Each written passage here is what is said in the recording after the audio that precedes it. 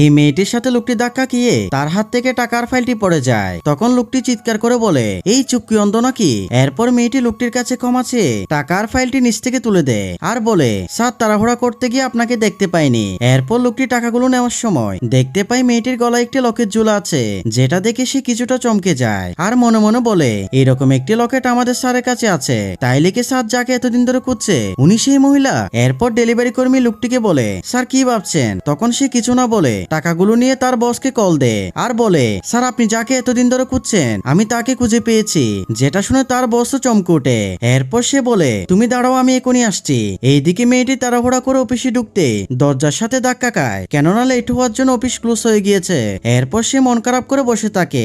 এইদিকে লোকটি আসলে তার অ্যাসিস্ট্যান্ট মেয়েটিকে দেখিয়ে দিয়ে চলে যায়। এরপর বন্ধুরা কি হয় সেটি দেখার আগে তুমি যদি তোমার মাকে ভালোবেসে থাকো ভিডিওটা একটি লাইক দিয়ে চ্যানেলটি সাবস্ক্রাইব করো এবং 2+2 সমান কত হয় কমেন্টে